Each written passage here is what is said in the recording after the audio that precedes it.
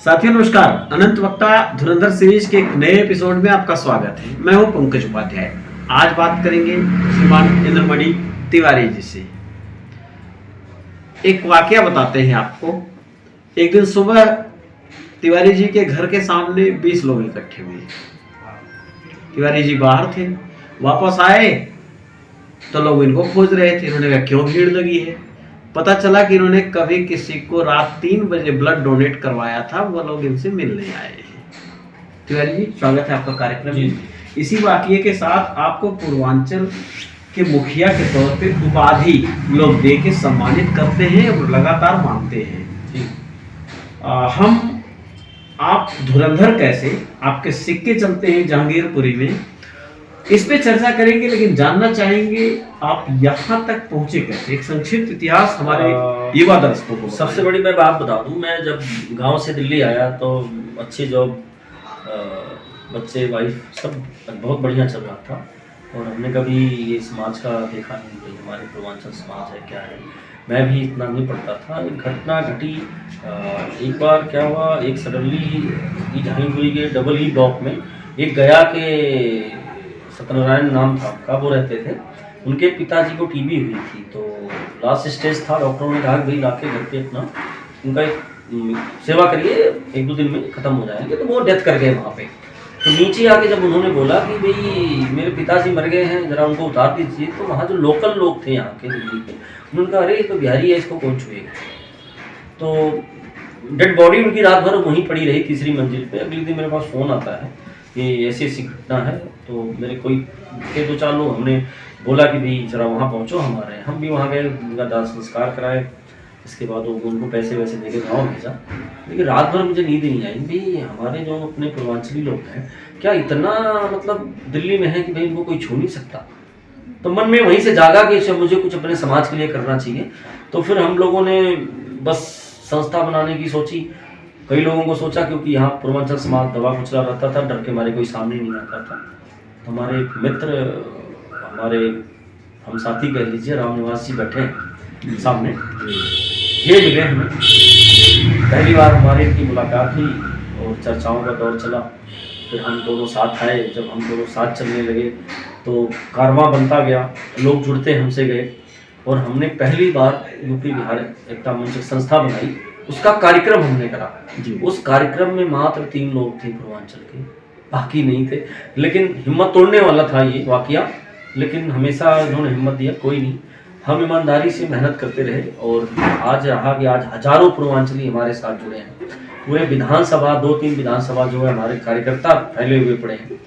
और आज इतना बड़ा कारवां है कि एक यूपी बिहार एकता महामंच जो संस्था है, बड़ी ताकत है।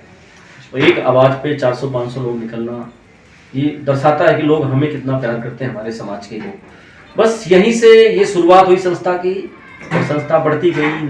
समाज के लिए, समाज को लेके किसी गरीब की मदद करना हो, किसी के शादी विवाह हो, किसी का अगर कोई मर गया, उसका कोई नहीं है तो उसका दाह संस्कार हो, हम लोग सारा मतलब मदद करते हैं लोगों का।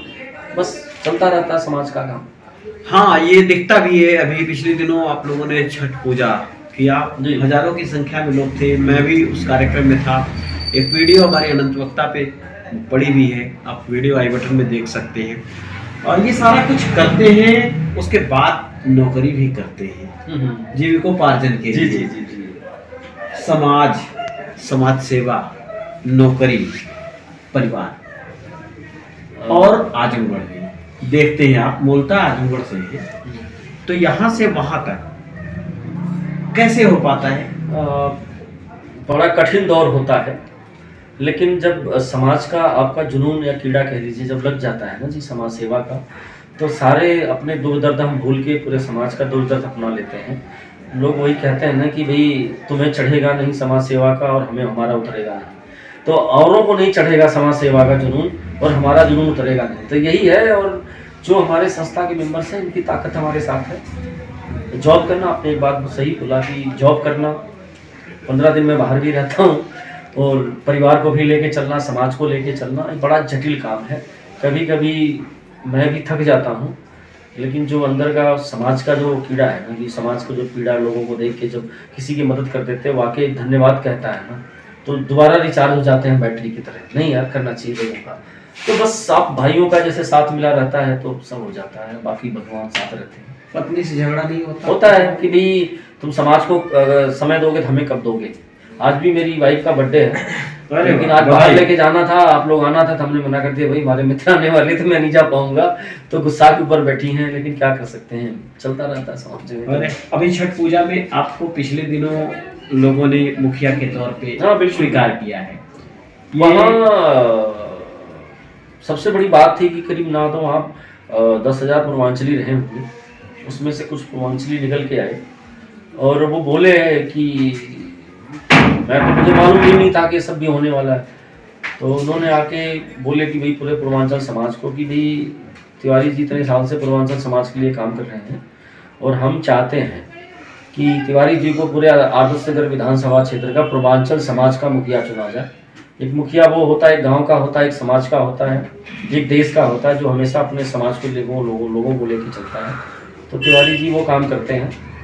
तो हमें बुलाया, उन्होंने माला तो पहना दिया, लेकिन अंदर आत्मा में कह दी भाई ऐसे कैसे मुखिया, 4 लोगों ने थोड़ी मिलके चुनना है। तो हमने बोला भाई अगर हमें आप मुखिया बनाना चाहते, स्वीकार करते तो हाथ उठा के बता दीजिए। तो वहाँ हजारों पूर्वांचलियों ने हाथ उठा के बोला कि हम आपको चुनते हैं, आप हमारे मुखिया हैं। तो ये मतलब मैं भावुक हो गया क्योंकि इतनी बड़ा दिल्ली जैसे शहर में आके और अपना समाज अगर हमें इतना प्यार इज्जत देता तो इससे बड़ा हमें और क्या चाहिए, कुछ नहीं चाहिए। सुबह शाम समाज के लिए आप काम करते रहते हैं, समाज को क्या मैसेज देना चाहेंगे? समाज में मैं यही मैसेज देना चाहूँगा कि एक दूसरे से प्यार बना रहे और आप लोग मेहनत करिए कि मेहनत से सब कुछ मिल सकता है और सफलता तभी होती जब आप स्ट्रॉन्ग होते हैं, आप मेहनत कश इंसान होते हैं। मैं दिल्ली से मैं बता दूं, दिल्ली से मैं आया तो मैं आज भी मुझे याद है कि 125 रुपये की टिकट लेके मैं दिल्ली आया और मेरे जेब में 250 रुपये थे और मैं अपनी मेहनत, ईमानदारी, पढ़ाई के दम पे हमने यहाँ करोड़ों बनाया और समाज बनाया, लोग बनाए, मित्र बनाए जो हमारे लिए दिन रात एक करके खड़े रहते हैं। यहाँ मैं जो समाज में बदलाव लेके आया, नशा पे हम लोगों ने बड़ा काम किया, कई लोगों ने तो यहाँ तक कि नशा तक छोड़ दिया।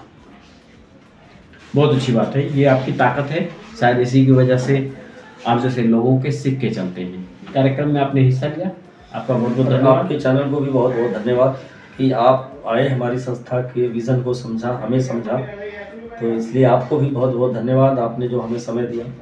और मैं चाहूँगा कि ये चीज़ें पूरे समाज में जाए।